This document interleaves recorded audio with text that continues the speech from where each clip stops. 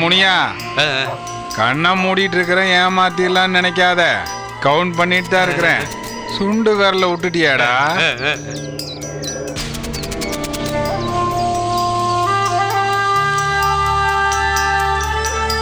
அண்ணா செல் of பண்ணி வச்சிருக்கீங்களா? இல்லையே. எம்எல்ஏ உங்க செல்லுக்கு ட்ரை பண்ணாரா? நாட் ரீச்சபிள்னு வந்ததான். அதான் என் செல்லுக்கு கூப்பிட்டுருக்காரு. என்னண்ணா சொல்ல? இல்லைன்னு சொல்றப்போ சார் அண்ணன் மீட்டிங்ல இருக்காரு, அப்புறமா பேசுறேன்னு சொன்னாரு. முனியா, பாத்தையா மசக்க தொழில கத்துக்கிட்டான். இல்லன்னு எப்படி சொல்றான் பாரு. ஓகே ஓகே, அதெல்லாம் நான் பாத்துக்கிறேன். சரி சரி, அதெல்லாம் பாத்துக்கிறேன்னு சொல்றேன்ல. முனியா போதும் விடு. என்னங்க சுடு தண்ணி ரெடி ஆயிடுச்சு, சீக்கிரம் குளிச்சுட்டு வாங்க, கோயிலுக்கு போலாம். நீ இதெல்லாம் எடுத்துட்டு போ, சீக்கிரம் இந்த இடத்துல கிளீன் பண்ணு. என்னங்க கிளம்புங்க. ரொம்ப நல்லா இருக்குடி, ரொம்ப நல்லா இருக்கு. அக்காக்காரி கொலைப்பழி போட்டு ஜெயிலுக்கு அனுப்புவா, இங்க தங்கச்சிக்காரி விழுந்து விழுந்து உபச்சாரம் பண்ணி கோயிலுக்கு கூட்டிட்டு போய் பரிகாரம் தேடுறீங்களோ? அம்மா, அக்கா இவர் மேல கேஸ் போட்டதுக்கும் எனக்கும் எந்த சம்பந்தமும் இல்லம்மா. இவரு என் உயிரை காப்பாத்தினவருமா. இவர் எந்த தப்பும் செஞ்சிருக்க மாட்டாருன்னு எனக்கு தெரியாதா? உன்னை கல்யாணம் பண்ணிக்கிட்டாரே என் மாப்பிள்ள, அதான் அவர் செஞ்ச தப்பு.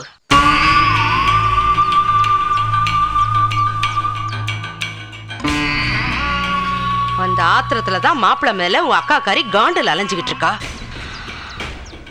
உன்னை வீட்டை விட்டு துரத்துனா எல்லாம் சரியா போயிடும். என்னத்த பவித்ரா போய் இப்படி எல்லாம் பேசுறீங்க? நீ ஒன்னும் கவலைப்படாத பவித்ரா.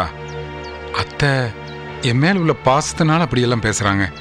அத்தை, இவங்க அக்காவுக்கு பல விஷயத்துல என் மேல விரோதம், அதனால இப்படி எல்லாம் பண்ணிட்டு இருக்காங்க. போக போக இவங்க அக்கா நம்மளை பத்தி புரிஞ்சுக்குவாங்க. இப்போது புரிஞ்சுக்கிட்டியா மாப்பிள்ளைய பத்தி? இவ்வளோ தூரம் ஆனதுக்கு அப்புறமும் உன் அக்காவை பழி வாங்கணும்னு துடிக்காம எவ்வளோ பெருந்தன்மையா பேசுறாரு பாத்தியா? பார்த்து தெரிஞ்சுக்க. என்ன முழிக்கிற? இத உன் அக்கா கிட்ட சொல்லு.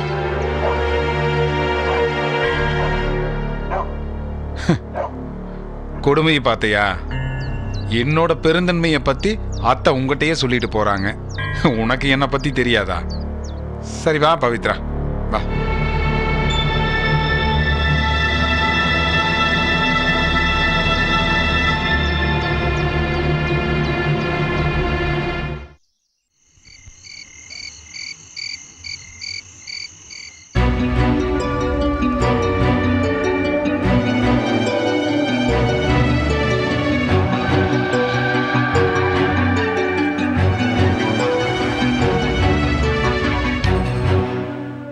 ரேகா, இதுல யோசிக்கிறதுக்கு என்னமா இருக்கு?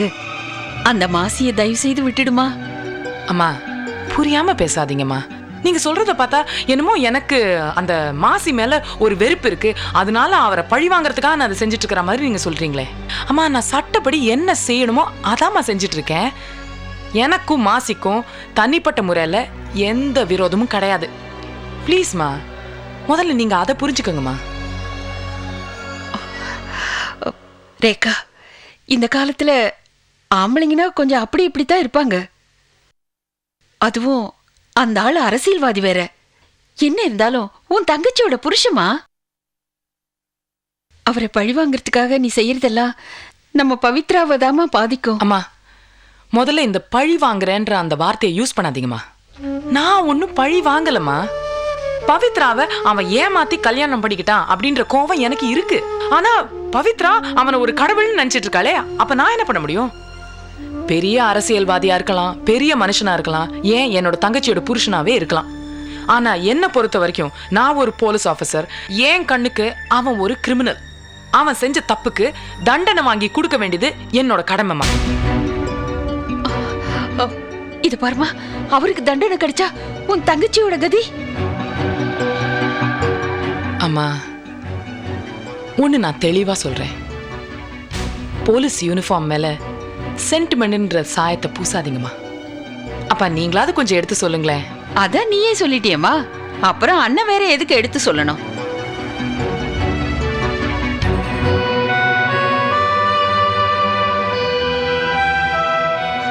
என்ன ரேக்காது, உங்க அம்மா சொல்றதுலயும் நியாயம் இருக்கு. என்னடி நியாயம் இருக்கு? ரேகா சம்பளம் வாங்குறதுக்காக ஐபிஎஸ் படிக்கல, சர்வீஸ் பண்றதுக்காக படிச்சவ. அதை தான் அவ செஞ்சுக்கிட்டு இருக்கா. ஞாபகம் வச்சுக்க. தேங்க்யூப்பா. ரேக்கா, நீ பாட்டுக்கு சட்டம் நீதி நேர்மைன்னு பேசிட்ட. அவங்க மனசு எவ்வளவு வருத்தப்பட்டிருக்கோம். ஆமாம், வருத்தமாக தான் இருக்கும். ஆனால் என்ன பண்ணுறது, அம்மா வச்சே.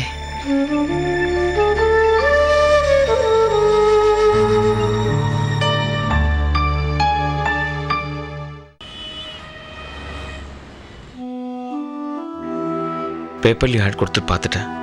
அது போக எனக்கு தெரிஞ்ச சர்க்கிளில் எல்லா ப்ராஸ்பெக்ட்ஸையும் எல்லா டாக்டர்ஸையும் காண்டாக்ட் பண்ணி பார்த்துட்டேன்.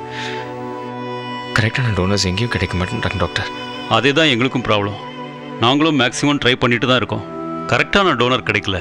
அப்படியே கிடைச்சாலும் டிஷ்யூ மேட்ச் ஆக மாட்டேங்குது. நீங்களும் வெளியில் ட்ரை பண்ணுங்க. எவ்வளோ சீக்கிரம் நீங்கள் டோனர் ரெடி பண்ணுறீங்களோ அவ்வளோக்கு அவ்வளோ பேஷண்ட்டுக்கு நல்லது. ஓகே டாக்டர், நானும் ட்ரை பண்ணுறேன். All the best. தேங்க்யூ.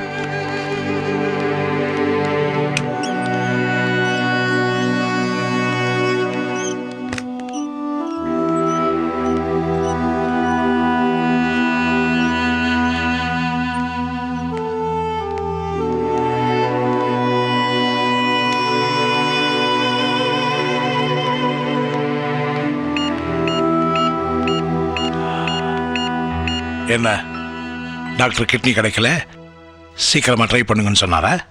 அதுக்கு தான் ஃபோன் பண்ணுறீங்களா? ஊரில் இருக்கிறவன் கிட்னி திருடும் போதெல்லாம் அவனுக்கு சப்போர்ட் பண்ணீங்க. இன்னைக்கு ஓன் நிலைமையை பார்த்தியா? இப்போ ஓம் பொண்டாட்டி கிட்னி கிடைக்காம எவ்வளோ அவஸ்தைப்படுறா பாரு. இங்கே தான் ஆண்டவன் இருக்கான். ஓம் பொண்டாட்டியை காப்பாற்ற உனக்கு வழி தெரியாட்டாலும் என் பொண்ணை காப்பாற்ற எனக்கு வழி தெரியும். அதை கடவுள் எனக்கு கொடுத்துருக்கான். அவளோட கிட்னி கிடைச்சிருச்சு. யாரு? நான் தான் கொடுக்க போறேன். இந்த விஷயம் எப்போ முடிவானது.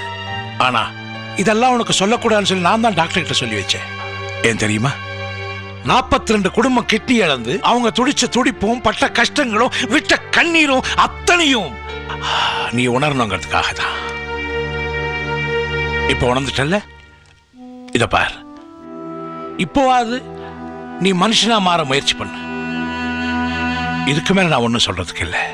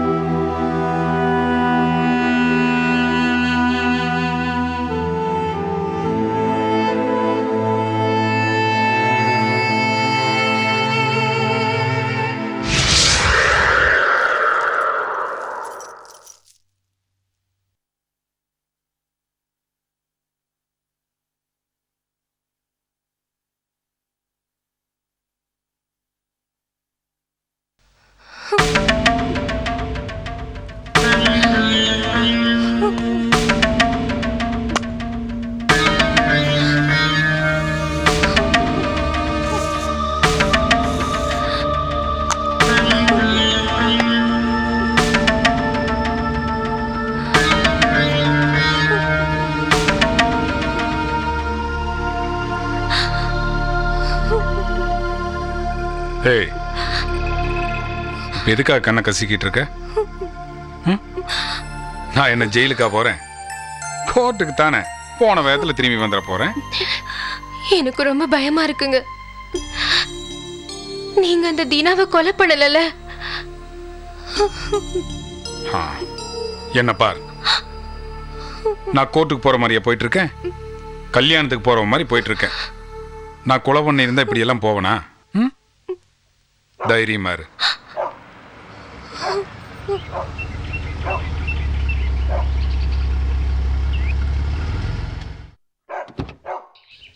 வணக்கம்மா. மாப்பிள்ள நீங்க எங்க கிளம்பிடுவீங்களோன்னு நான் அவசர அவசரமா வந்தேன். இந்தாங்க, இது மயிலாப்பூர் கபாலீஸ்வரர் கோயில், வடபழனி முருகன் கோயில், முப்பாத்தம்மன் கோயில், முண்டக்கன்னியம்மன் கோயில் பிரசாதம். எடுத்துக்கங்க. ஊர்ல இருக்கிற எல்லா கோயிலுக்கும் போயிட்டு வந்துட்டீங்க போல இருக்கு. ஆமாமா, அது மட்டும் இல்ல மாப்பிள்ள, நம்ம ஜோசியரை வேற போய் பார்த்துட்டு வந்தேன். இன்னும் 15 வருஷத்துக்கு உங்களை அசைச்சிக்கவே முடியாதான். போதுமா? உங்க பொண்ணு தான் காலையில இருந்து கண்ணை கசக்கிட்டே இருக்காத்த. அவ கிடக்குற மாப்பிள்ள. நீங்க கோர்ட்டுக்கு போயிட்டு நிரபராதி நிரூபிச்சுட்டு வந்ததுக்கு அப்புறம் அந்த ரேகாவை உண்டு இல்லைன்னு பண்றீங்க. அத்தை, நல்லது எது கெட்டது எதுன்னு மேல இருக்க ஆண்டவனுக்கு தெரியும் அத்தை. அவன் எல்லாத்தையும் பாத்துக்குவான் அத்தை. ஆமா, பவித்ரா எங்க? பாத்தீங்களா, நீங்க இந்த மாதிரி இருக்கும்போது அவ இங்க இருந்து உங்களுக்கு ஆறுதல் இல்ல சொல்லணும். எங்க போனேன்னு தெரியல. பாத்தீங்களா, நான் அவளை ஏதாவது சொன்னா இவளுக்கு உடனே மூக்குக்கு மேல கோவம் வந்துடும். எங்கடி அவ? எனக்கு தெரியும் அத்தை, அவ எங்க போயிருப்பான்னு எனக்கு தெரியும். சரி அத்தை, நான் கோர்ட்டுக்கு போயிட்டு வர்றேன். அண்ணே, அந்த ஏசிபி ஏதோ ஸ்ட்ராங்கா எவிடன்ஸ் வச்சிருக்காங்க. எவ்வளவு ஸ்ட்ராங்கான எவிடன்ஸ் இருந்தாலும் நம்மகிட்ட வந்தா வீக் ஆயிடும். உங்களை பார்க்க ஜாஸ்தி வந்துருக்கேன். எல்லாம் அப்புறம் பார்ப்போம்.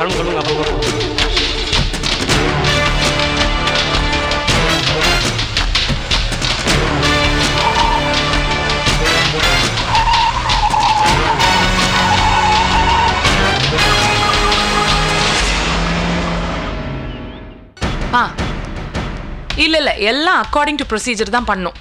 ஓகே ரேகா, நான் சொல்றத கொஞ்சம் கேளுமா. எனக்கு தெரியும், நான் பாத்துக்கிறேன். அப்ப நான் கோர்ட்டு கிளம்புறேன். போயிட்டு வாமா.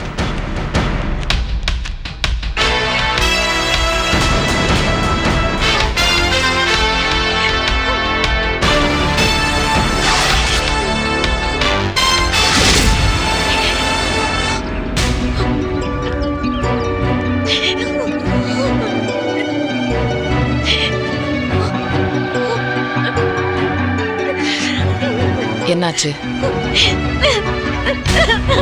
என்னாச்சு? ஏதாவது பிரச்சனையா? அக்கா, இன்னைக்கு கேஸ் விசாரணைக்கு வருதுக்கா. தயவு செஞ்சு அவருக்கு தண்டனை கிடைக்காத மாதிரி பாத்துக்கோங்க அக்கா. பவித்ரா, தண்டனை கொடுக்கணுமா இல்லையான்னு முடிவு செய்யறது கோர்ட்டு, நான் இல்ல. என்னக்கா, நான் இவ்வளவு தூரம் சொல்லியும்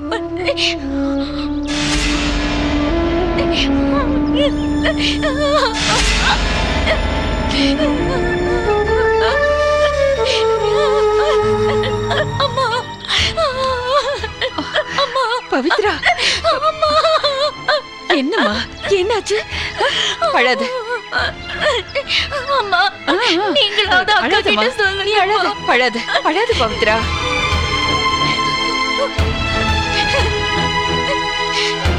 ரேகா, இவ கண்ல இருந்து வர கண்ணீருக்காகவாவது கொஞ்சம் விட்டு கொடுக்க கூடாதா? அம்மா, என்னோட தங்கச்சியோட புருஷன்றதுக்காக நான் இன்னைக்கு விட்டுட்டேன்னா, நாளைக்கு என்னோட பொண்டாட்டியோட அக்கா ஏசிபி ரேகா அப்படின்ட்டு அவன் இன்னொரு கொலையை செய்வான். அக்கா, என்னக்கா? இல்லம்மா, நீங்க 2 பேரும் என்னை பத்தி என்ன நினைச்சாலும் சரி, எனக்கு நான் என்னை பத்தி என்ன நினைக்கிறேங்கிறது தான் முக்கியம். ஒருவேளை எனக்கு கல்யாணம் ஆகி என்னோட புருஷன் அப்படி செஞ்சிருந்தாலும் நான் இந்த முடிவு தான் எடுப்பேன். I'm sorry.